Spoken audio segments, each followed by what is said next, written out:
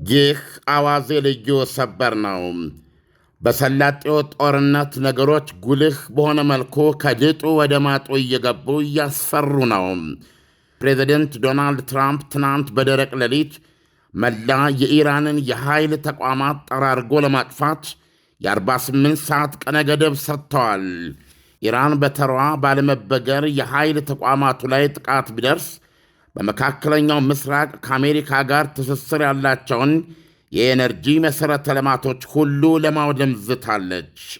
ትራምፕ ትሩዝ በተሰኘ ማኅበራዊ አምዳቸው የቀነ ገደብ ማስጠንቀቂያ የሰጡት በኢትዮጵያ ሰዓት አቆጣጠር መጋቢት 12 ትናንት ከሌሊቱ 8 ሰዓት ከ44 ደቂቃ ላይ ነበረ። በዚህ መሠረት ኢራን አጠቃላይ የኤነርጂ ተቋማቷን በሙሉ በአየር ድብደባ ከማጣቷ በፊት አንቃ የያዘችውን የሆርሙዝ ሰርጥ መተላለፊያ እንድትከፍት ያላት ጊዜ ከትናንት መጋቢት 12 ከሌሊቱ 8 ሰዓት ከ44 ወይም በማጠጋጋት ለ9 ሩብ ጉዳይ ጀምሮ እስከ ነገ መጋቢት 14 ከሌሊቱ 8 ሰዓት ከ44 ወይም ለ9 ሩብ ጉዳይ ድረስ ነው። ትራምፕ ማስጠንቀቂያቸውን ሲጽፉም ኢራን ከዚህ ማስጠንቀቂያ አፍታ ጀምሮ በ48 ሰዓት ጊዜ ውስጥ ሆርሙዝ መተላለፊያን ባትከፍት ዩናይትድ ስቴትስ አሜሪካ ሀገሪቱ ካሏት ግዙፉ የኃይል ተቋማት ጀምራ ቁልቁል ማንኛውንም ትናንሽ የኃይል ተቋማትን ሙሉ በሙሉ እየመታች ታወድማለች ብለዋል። ኢራን ጥቃቱ ከተፈጸመባት በመላው የሰላጤው አገራት ተንሰራፉና ከአሜሪካ ጋር ግንኙነት ያላቸው መሰል የኤነርጂ ተቋማትን አነዳለው ትላለች። ኢራን በሰርጡ በኩል እንዳታልፉ በማለት ሰጠችው ማስጠንቀቂያና ሊያልፉ የሞከሩ ነዳጅ ጫኝ መርከቦችን ተኩሳ እንደ ጧፍ ማቃጠሏም የነዳጅ ዘይትና ጋዝ ዋጋ በቅርብ ሳምንታት ክፉኛ እንዲያሻቅብ አድርጓል።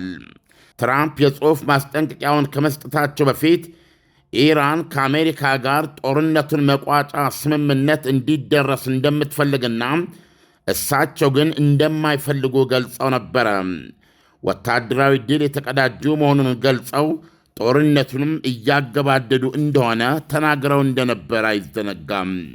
በ5.5 ሚሊዮን ብር ጠቅላላ ክፍያ አፍሪካ ህብረት ፊት ለፊት ላይ ቡልጋሪያ ሳይታችን ላይ ባለ 1 መኝታ 69 ካሬ እየሸጥን ነው ብንል ማን ያምናል? እንዲሁም ባለ 2 መኝታ ከ82 ካሬ ጀምሮ በ6.6 ሚሊዮን ብር ጠቅላላ ክፍያ፣ ባለ 3 መኝታ 126 ካሬ ጀምሮ በ10.1 ሚሊዮን ብር ጠቅላላ ክፍያ ወደ እናንተ ይዘንላችሁ መተናል። ታዲያ እነዚህ ቤቶች ሙሉ ለሙሉ 30% እውነተኛ ቅናሽ ተደርጎባቸው ነው አሊያም በ20% ቅድመ ክፍያ ከፍላችሁ ቀሪውን በ3 ዓመት በግንባታ ሂደት ቀስ እያላችሁ መክፈል የምትችሉበት አማራጭ ተመቻችቶላችኋል። ልብ ይበሉ፣ እነዚህ ቤቶች ላይ በቀሪ ክፍያዎች ላይ ምንም አይነት የዋጋ እንዲሁም ደግሞ የዶላር ግሽበት እናንተን አይመለከትም። እንዲሁም በ900 ሺህ ብር ቅድመ ክፍያ የንግድ ሱቆችን እዛው ቡልጋሪያ ሳይት ላይ በ2 ዓመት መረከብ የሚችሉበት አማራጭ አመቻችተንላችኋል። ታዲያ የሳይት እንዲሁም የቢሮ ቀጠሮ ለማስያዝ ከስር በምናስቀምጥላችሁ ስልክ ቁጥር ደውላችሁ ማግኘት ትችላላችሁ። ቴምር ፕሮፐርቲስ። በዚሁ ሦስተኛ ሳምንቱ ላይ ይበልጥ የጦዘው የእስራኤል አሜሪካና ኢራን ፍልሚያም ትናንት ቅዳሜ ምሽት የኢራን 2 ቦሊስቲክ ሚሳይሎች በደቡባዊ እስራኤል አራድ የምትባል ትንሽ ከተማና የአገሪቱን የኒውክሌር ተቋም የሚገኝበትን ዲሞና ከተማን በቀጥታ የመቱበት ሆኗል። የእስራኤል የጦር ሰራዊት ሬዲዮ እንደገለጸው ከዲሞናና ከአራድ ከተሞች 150 የሚደርሱ እስራኤላውያን ቁስለኞች ቤርሼባ ውስጥ ወደሚገኘው ሶሮቃ ሆስፒታል በአምቡላንስና በሄሊኮፕተሮች ተወስደዋል። ሌሊቱን ከመካከላቸው 10ሩ አሁን እንደተረዳሁት ደግሞ 11ዱ በጽኑ የቆሰሉ መሆናቸው ታውቋል። የኢራን የዲሞና ከተማ ተኩስ ዓላማ እስራኤል በክልሉ የመጀመሪያ የሆነውን የኒውክሌር ቦምቦች እንዳመረተችበት በሚታወቀው የኒውክሌር ማዕከል ከሚገኝበት 13 ኪሎ ሜትር አልፎ መውደቁ ታውቋል። ይህ በእንዲህ እንዳለ ወደ ክልሉ የሚበሩ 20 በይፋ የሚጠቀሱ አየር መንገዶች በጦርነቱ ምክንያት በጋራ 53 ቢሊዮን ዶላር ማጣታቸውን አስታወቁም። የእንግሊዙ ፋይናንሻል ታይምስ እንደገለጸው ጦርነቱ አየር መንገዶች ከኮቪድ ወረርሽኝና እሱን ተከትሎ ከመጣ ውሸባ ምክንያት ጋር በተያያዘ ከገጠማቸው አስከፊ ቀውስ ቀጥሎ የመጣ ሌላ ተግዳሮት ሆኗል። የአየር መንገድ ሥራ አስፈጻሚዎች ወደ 4ኛ ሳምንቱ እየገሰገሰ ባለው ጦርነት የነዳጅ እጥረት ሊያጋጥማቸው እንደሚችል ፍርሃታቸውን እየገለጹ ነው። ከአየር መንገዶች ወጪ ውስጥ 1/3ኛውን የሚሸፍነው ወይም የሚይዘው የአውሮፕላን ነዳጅ ዋጋ ነው። ጦርነቱ ከተጀመረበት ፌብርዋሪ 28 የካቲት 21 ቀን ወዲህ የአውሮፕላን የነዳጅ ዋጋ በእጥፍ ጨምሯል። ይህ በእንዲህ እንዳለ ትናንት እስራኤል ዲሞናና አራድን ለመቱ ጥቃቶች ምክንያቱም ናታንዝ በተሰኘው የኢራን የዩራኒየም ማበልጸጊያ ማዕከል ላይ በጠዋቱ አሜሪካና እስራኤል ለፈጸሙት ድብደባ ምላሽ መሆኑን ኢራን ገልጻለች። በአራዱ ጥቃት ብቻ 88 እስራኤላውያን ሲቆስሉም 10ሩ በከባድ ወይም በጽኑ የቆሰሉ ነበሩ። በዲሞና እንደዚሁ 39 ሰዎች ሲቆስሉ ከመካከላቸው አንድ የ10 ዓመት ታዳጊ በጽኑ ቆስሏል። በርካታ የመኖሪያ ሕንፃዎች ወድመዋል። ጠቅላይ ሚኒስትር ቤንያሚን ኔታንያሁ ለእስራኤላውያን አስቸጋሪ ምሽት ሲሉ ገልጸውታል። የኢራን ሚዲያ እንደገለጸው ከሆነ የአሜሪካና እስራኤል አየር ድብደባ እስካሁን ከ1500 በላይ ኢራናውያንን ገድሏል። የእስራኤል ወታደራዊ ቃል አቀባይ በኢራን ጥቃት ወቅት የእስራኤል አየር መከላከያ ሥርዓት እየሠራ ቢሆንም የተወሰኑትን ሚሳኤሎች መትቶ መጣል አልቻለም፣ ምንም እንኳ ሚሳኤሎቹ በፊት ከነበሩት ምንም ያልተለዩ ቢሆንም ብለዋል። በመቶዎች ኪሎግራሞች የሚለካ የጦር ጫፍ ወይም አረሮች የተሸከሙት ሚሳኤሎች ሁለቱም በቀጥታ መምታት ስለቻሉ ነው ይሄ ሁሉ ሰው ሊቆስል የቻለው። የእስራኤል ጦር ምክንያቱን እየመረመርኩ ነው ብለዋል። በተያያዘ ዜና እስራኤል በዚሁ በትናንትናው ዕለት የኒውክሌር መሣሪያና የቦሊስቲክ ሚሳኤል አካላትን የሚያመርት ያለችውን ማሌክ አሽታር ዩኒቨርሲቲ የምርምርና የማምረቻ ተቋምን መትቻለሁ ብላለች። ዳንኤል፣ ይሄ እንግዲህ በተለይ ትናንትና ቅዳሜ የጦርነት የተጀመረበት 3ኛ ሳምንት ነው። እንደምታስታውሰው የጦርነት የተጀመረው የካቲት 21 ቀን ቅዳሜ ጠዋት መሆኑ የሚታወቅ ነው። አሊ ካሜኒን ጨምሮ ከፍተኛ የኢራን ባለሥልጣኖችን በመግደል ማለት ነው። ትናንትና በ3ኛ ሳምንቱም ኢራን እንደነገረችን ከሆነ ከባድ ድብደባ በማድረግ ነው የተጀመረው። ይሄም ናታንዝ የሚባለው የኢራንን የኒውክሌር ተቋም ሌላ ድብደባ ተደርጎበታል። የድብደባው ተከትሎ እንግዲህ ከዚህ በፊት የተመታና የወደመ ወይም የተጎዳ የሚሳኤል ተቋም የዩራኒየም ማበልጸጊያ ማዕከል እንደሆነ ይታወቃል። ተፈርቶ የነበረው ጥቃቱን ተከትሎ የራዲዮ አክቲቭ ያፈተልካል። በዚህም የተነሳ በዙሪያ ገባው በሚገኘው ነዋሪ ላይ ከፍተኛ ጉዳት ያመጣል የሚል ነበረ። ኢራኖች ከዚህ አንጻር የተፈጠረ ምንም ነገር የለም በማለት ተናግረዋል። ይህ ጥቃት በመሰረቱ ከባድ ነው። በዋነኛነት በኢራን እጅ ይገኛል የሚገኝና ከእጇ ወጥቶ ወደ 3ኛ ሀገር እንዲተላለፍ አበክረው እየጠየቁበት የሚገኘው 460 ኪሎ ግራም የሆነ በ60 በመቶ ደረጃ የበለጸገና ወደ 90 በመቶ በልጽጎ ዘመናዊ የሚባል የኒውክሌር ቦምቦች ከ10 ከ11 ያላነሱ የኒውክሌር ቦምቦች ለመስራት የሚያስችል ንጥረ ነገር ነው። 60 በመቶ የበለጸገ ስለሆነ አንዳንድ ጊዜ ሲገልጹት አንድ ሳምንትም ላይ ፈጅ ይችላል ወደ 90 በመቶ ለማሳደግ እና ቦምቡን ለመጨበጥ ነው የሚሉት።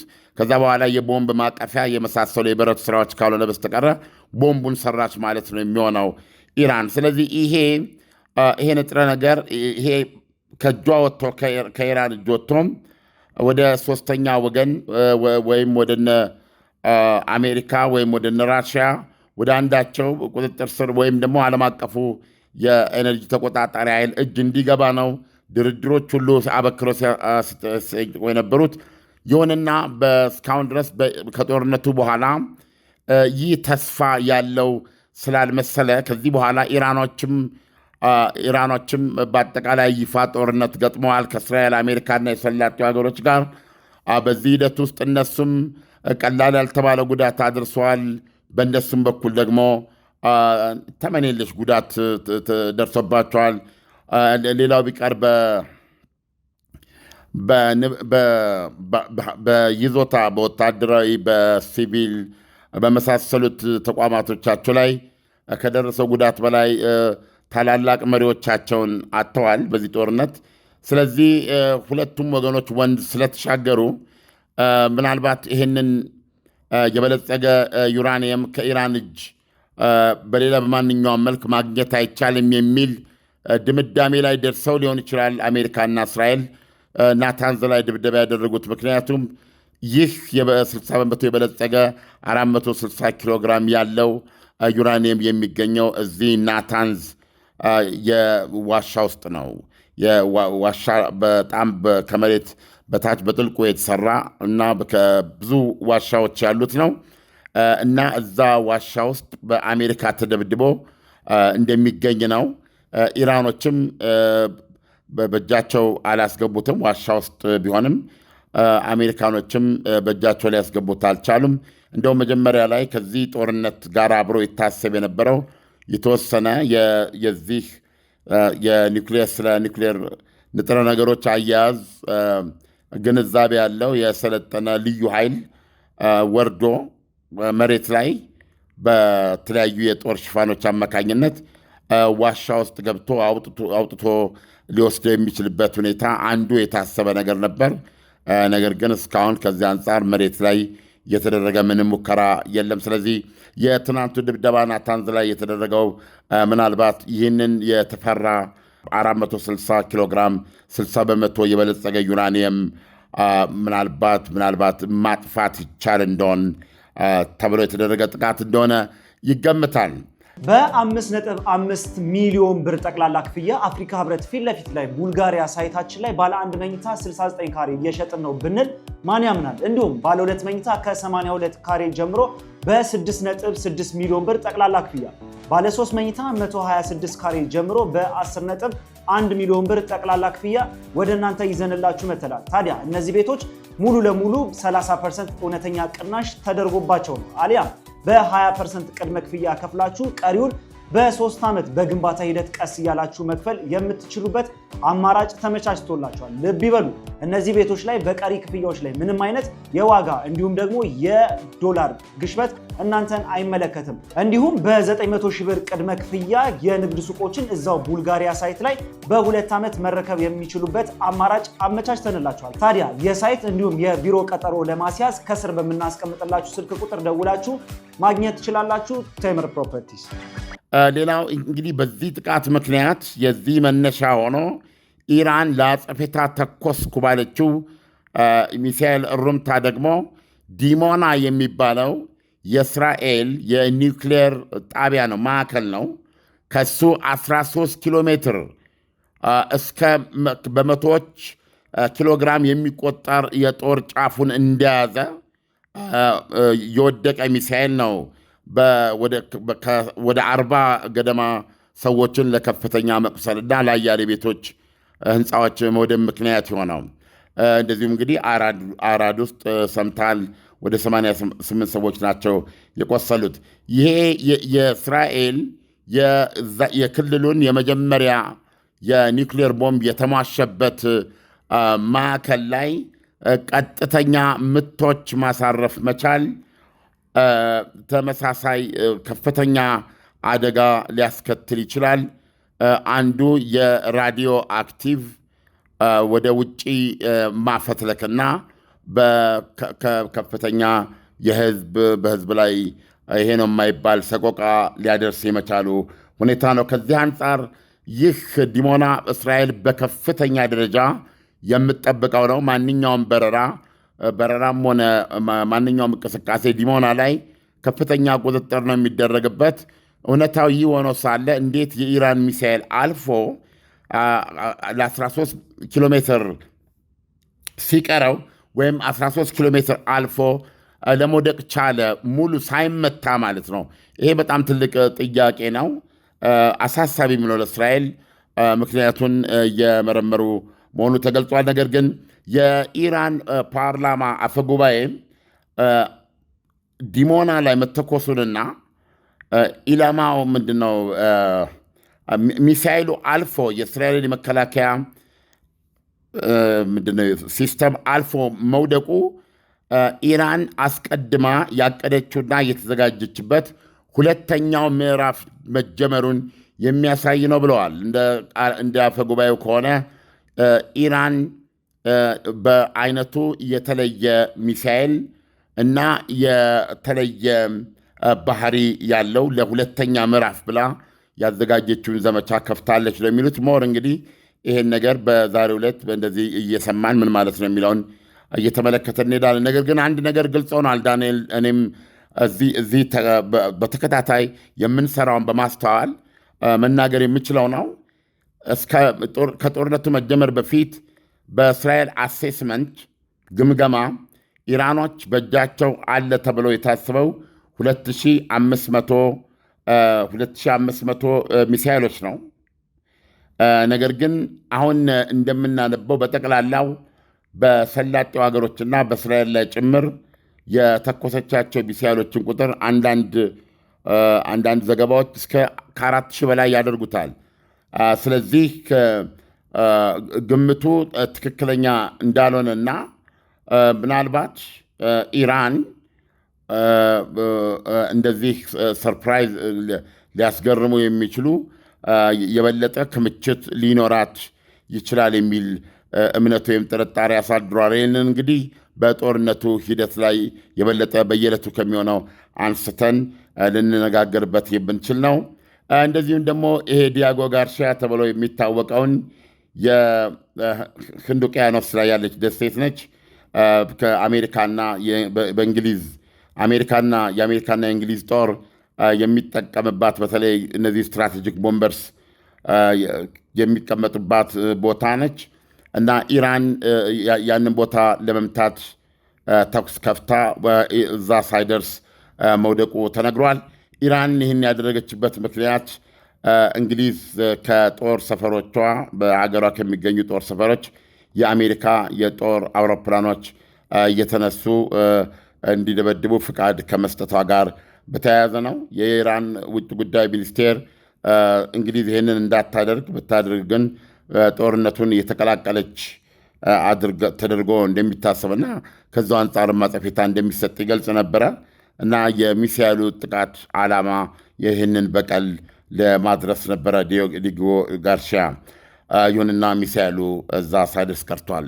ዳንኤል በ5.5 ሚሊዮን ብር ጠቅላላ ክፍያ አፍሪካ ህብረት ፊት ለፊት ላይ ቡልጋሪያ ሳይታችን ላይ ባለ 1 መኝታ 69 ካሬ እየሸጥን ነው ብንል ማን ያምናል? እንዲሁም ባለ 2 መኝታ ከ82 ካሬ ጀምሮ በ6.6 ሚሊዮን ብር ጠቅላላ ክፍያ፣ ባለ 3 መኝታ 126 ካሬ ጀምሮ በ10.1 ሚሊዮን ብር ጠቅላላ ክፍያ ወደ እናንተ ይዘንላችሁ መተናል። ታዲያ እነዚህ ቤቶች ሙሉ ለሙሉ 30% እውነተኛ ቅናሽ ተደርጎባቸው ነው አሊያም በ20% ቅድመ ክፍያ ከፍላችሁ ቀሪውን በ3 ዓመት በግንባታ ሂደት ቀስ እያላችሁ መክፈል የምትችሉበት አማራጭ ተመቻችቶላችኋል። ልብ ይበሉ፣ እነዚህ ቤቶች ላይ በቀሪ ክፍያዎች ላይ ምንም አይነት የዋጋ እንዲሁም ደግሞ የዶላር ግሽበት እናንተን አይመለከትም። እንዲሁም በ900 ሺህ ብር ቅድመ ክፍያ የንግድ ሱቆችን እዛው ቡልጋሪያ ሳይት ላይ በ2 ዓመት መረከብ የሚችሉበት አማራጭ አመቻችተንላችኋል። ታዲያ የሳይት እንዲሁም የቢሮ ቀጠሮ ለማስያዝ ከስር በምናስቀምጥላችሁ ስልክ ቁጥር ደውላችሁ ማግኘት ትችላላችሁ።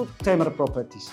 ዓለም ትራምፕ ኢራን የሆርሙዝ ሰርጥን በ48 ሰዓታት ውስጥ ክፍት ካላደረገች ለሚወስዱት እርምጃ ኢራን በምላሹ የሰላጤው ሀገራት ላይ የኃይል ማመንጫዎችን እንደምትመታ መግለጿ አንድምታው ምንድን ነው? ዓለም አንድምታውማ ዓለም አቀፋዊ ነው። እነዚህ ሀገሮች የሰላጡ ሀገሮች በድምሩ ቁጥር 1 የነዳጅ አቅራቢዎች ናቸው ለዓለም የነዳጅ የተፈጥሮ ጋዝ። እነዚህ ተቋማት ተመቱ ማለት በእንቅርት ላይ ጆሮ ደግፍ እንዲሉ። ሆርሙዝ ሰርጥ እንዲከፈት ያስፈለገበት ምክንያት ምንድን ነው? ሆርሙዝ ሰርጥ እንዲከፈት ያስፈለገበት ምክንያት የዓለማችን 1/5 የነዳጅና የተፈጥሮ ጋዝ አቅርቦት ከዚህ ክልል ወደ ኤሽያና ከዚህ ክልል ነው የሚወጣው፣ ወደ አውሮፓም ወደ ኤሽያም። ስለዚህ ይሄ በመሆኑ ነው አሁን ትልቁ ችግር የተፈጠረው። አቅርቦቱ ሊወጣ ባለመቻሉ ነው የነዳጅ ዋጋ እየጨመረ የተፈጥሮ ጋዝ ዋጋ እየጨመረ ሄደው። አሁን ዶናልድ ትራምፕ ባሉት መሰረት 48 ሰዓት ጠብቀው ኢራን የሆርሙዝ ሰርጥን ከፍታ እና የምትሰጠውን ዛቻ ሙሉ በሙሉ አቁማ ነገሮች ወደ ነበሩበት እንዲመለሱ ካላደረገች ካርግ ደሴት ላይ ኢራን 90% የነዳጇን ወደ ውጭ ገበያ የምታቀርብበት ደሴት የነዳጅ ክምችቱን፣ የነዳጅ ማጣሪያውን፣ የነዳጅ ማቅረቢያው፣ መጫኛው ኤቭሪቲንግ ያለበት 90% የሀገሪቱ ኦልሞስት ብቸኛ የነዳጅ ኢኮኖሚ ነው። እነዚህ ሀገሮች ከነዳጅ ኢኮኖሚ ጋር በተለይ ሌሎቹ የሰላጡ ሀገሮች የቱሪዝም ትልቅ ኢንዱስትሪ አድርገውታል። ይሄ ደግሞ የአየር ጉዞ ወይም ደግሞ ኤር ትራቨል ትልቅ ኢንዱስትሪ አድርገውታል። እንደዚህ አይነት ተመጣጣኝ የሆነ ኢኮኖሚ መፍጠር ችሏል እነ ዱባይ፣ እነ ኳታር፣ እንደዚሁም ደግሞ ሳውዲ አረቢያ። ስለዚህ ኢራን ጋር ብትሄድ ግን በማዕቀብ ውስጥ የቆየች ሀገር በመሆኗ ብቸኛ የኢኮኖሚ ምንጯ በዋነኛነት ነዳጅ ብቻ ነው። ስለዚህ 90% የነዳጅ ሀብቷ ያለበት ካርግ ደሴትን ሙሉ በሙሉ የመከላከያውን ባለፈው አውድመዋል። እሱን የማውደም እርምጃ ነው ማለት ነው። ከዛ ቀጥለ ደግሞ ባለፈው እስራኤል የመታችውን የሀገሪቱና እንትርማን ነው የኳታርን የሚጨምራል። መሬት ለመሬት እንትናቸው የተዋሃደ ነው የሚባለው የነዳጅ ጉድጓዳቸው። ይህንን የሚያክል ግዙፍ የሆነ የትየሌሌ የሆነ የሚገርም ከተማ የሚያክል የተፈጥሮ ጋዝ ተቋማት ማምረቻን ተቋም ማውደም ነው። ይሄ ምን ማለት እንደሆነ በገንዘብ ለመተመን ያስቸግራል። ማንም ሰው ሊገነዘበው ይችላል። ይሄ በፕሬዚደንት ዶናልድ ትራምፕ ወደ ስልጣን መምጣት ከነበረበት የፊት ወንበር ወደኋላ የተወረወረው የዓለማችን የከባቢ አየር ሁኔታ በካርቦን ልቀት ዓለማችን እየጋለች ነው። የኦዞን ሌየር ምንድነው የራዲዬሽን መከላከያ ተሸነቆረ። ገለመሌ የሚባል የዓለም ሙቀት እየጨመረ መጥቶ መኖር የማንችልበት ሁኔታ ውስጥ እንገባለን። ስለዚህ ይህን መቆጣጠር አለብን። ታዳሽ ኃይል ዋቴቨር የሚባልለት የብክለት ጉዳይ እንደሌለ ተረስቶ አጠቃላይ ያ የሰላጠው አካባቢ ሰማይ ጭስ በጭስ እንዲሆን የመኪና ጭሶች እንዲወገዱ ነው የኤሌክትሪክ መኪና ያስፈለገው። የነፋስ ኃይል በነፋስ ኃይል የሚሰራ በፀሐይ ኃይል የሚሰራ ኤነርጂ ያስፈለገው ለዚህ ነው። ጭሳም ይሄ ኢንዱስትሪ እንዲዘጋ ነው። የከሰል ድንጋይ የሚጠቀሙ ኢንዱስትሪዎች እንዲዘጉ ነው። ይሄ የፔትሮሊየም በአጠቃላይ በተወሰነ 10 ዓመት ውስጥ ሙሉ በሙሉ ከጥቅም ውጭ እንዲሆን ብዙ ጥረቶች ተደርገው ከመጡ በኋላ አሁን ክለሳ ወይም ደግሞ ይህንን እንቅስቃሴ የሚቀለብስ ነገር የመጣው። ይሄ ያለ በዚህን ጊዜ ይሄንን አሁን ያልኩን የኢራን የኃይል ተቋማት በሙሉ በሳት ጋዩ ማለት የዛች ሀገር ኢኮኖሚ ተጠራረገ፣ የትውልድ ኢኮኖሚ ወደመ ማለት ነው። ሰማዩ ጠቀረሸ ማለት ነው።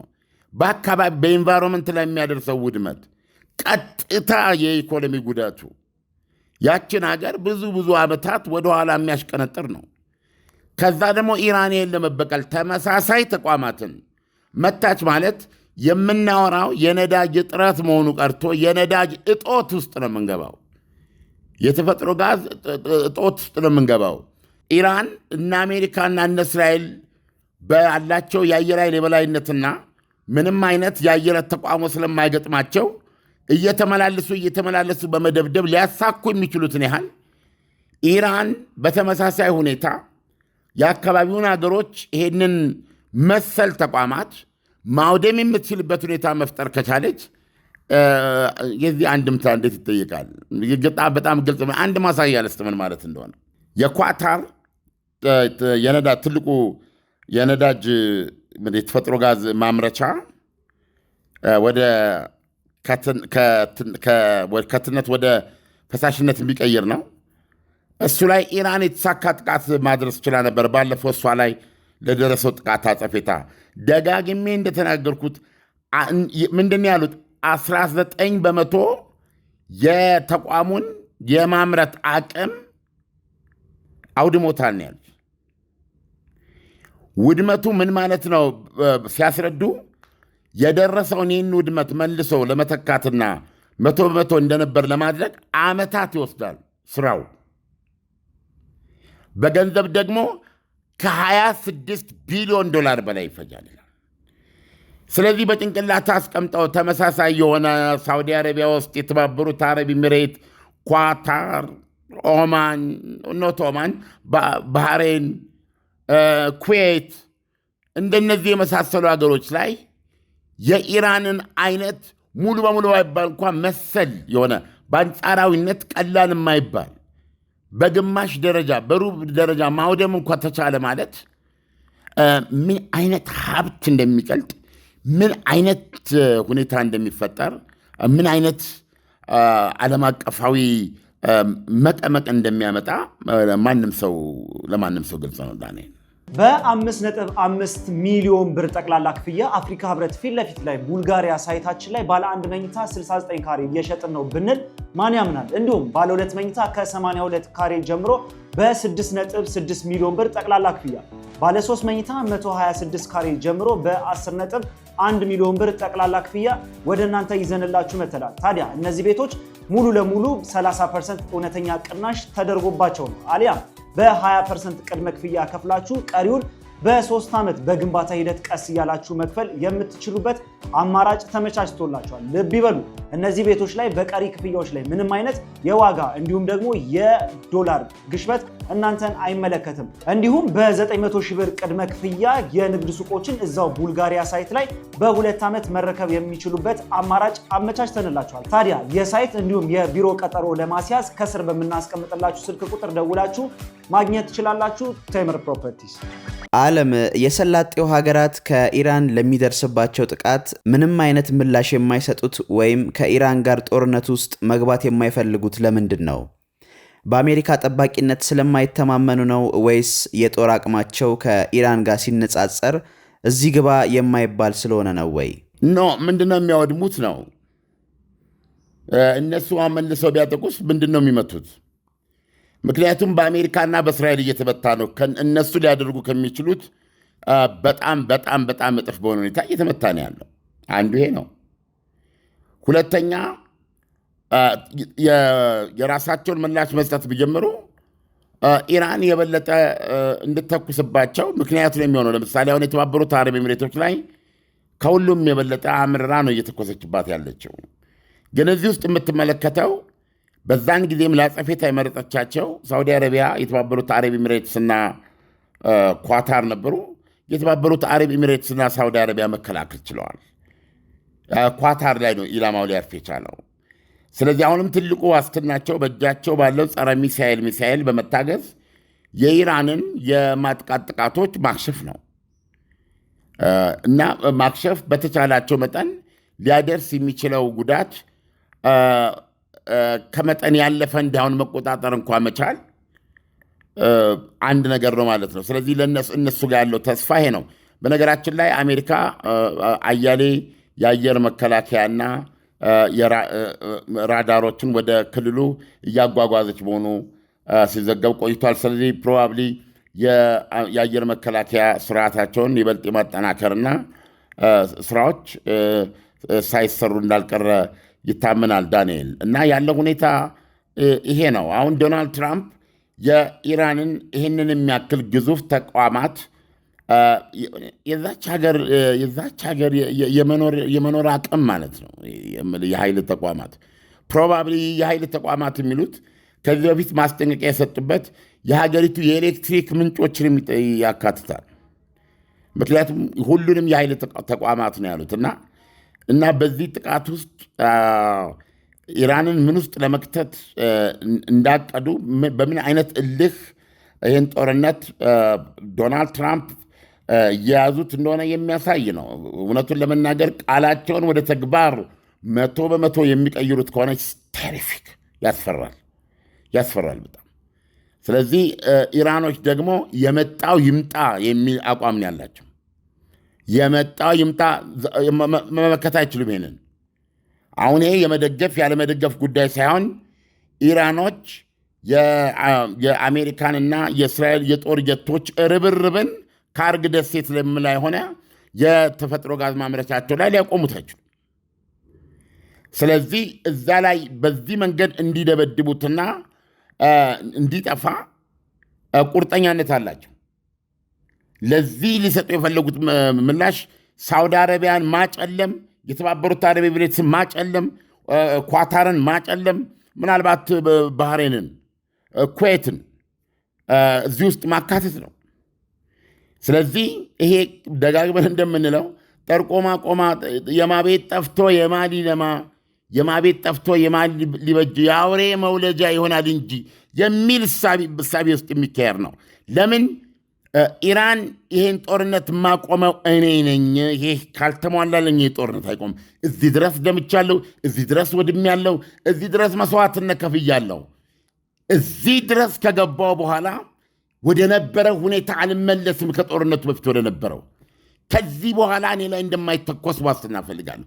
ከዚህ በኋላ የተጋትሮ ተራዳ የሚሳኤል ምርቴን በተመለከተ አንድም ጥያቄ እንዳይነሳብኝ እፈልጋለሁ።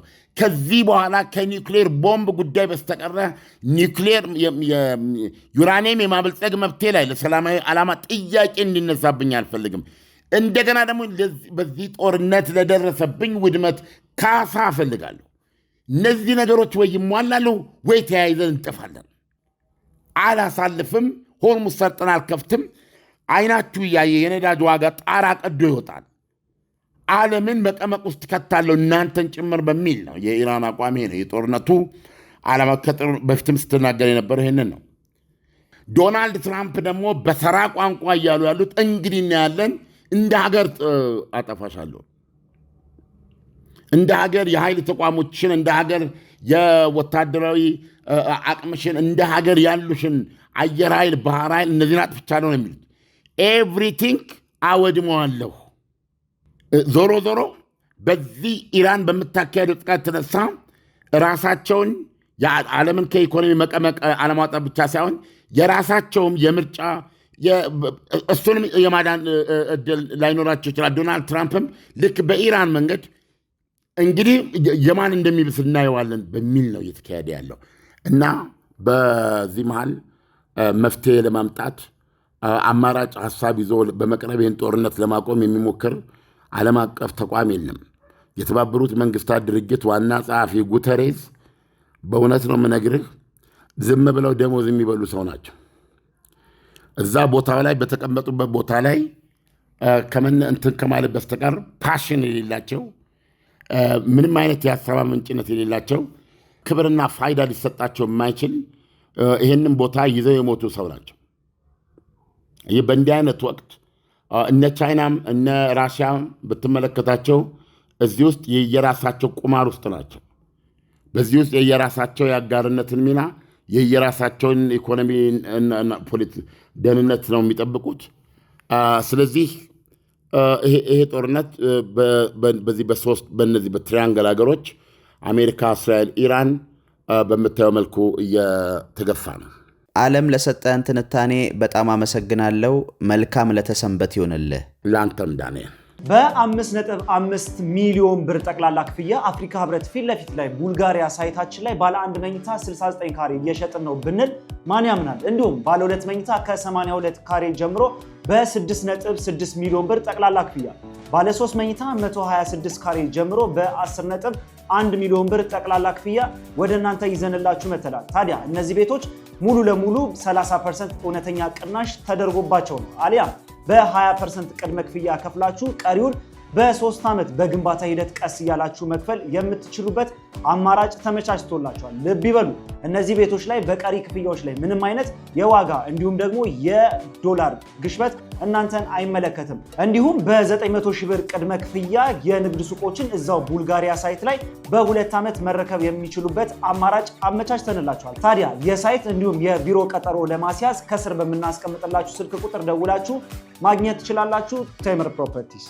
ፈጣን ያልተሰሙ መረጃዎችንና ትኩስ የኪነ ጥበብ ዜናዎችን ለማግኘት የቁም ነገር ሚዲያ የዩቲዩብ ቻናልን በመቀላቀል ቤተሰብ የሆኑ ቻናላችንን ሰብስክራይብ ያድርጉ። በቲክቶክም አለን። ቁም ነገር ሚዲያ ኦፊሻል ብለው ይከተሉን። እናመሰግናለን። ቁም ነገር ሚዲያ፣ ለቁም ነገር እንሰራለን።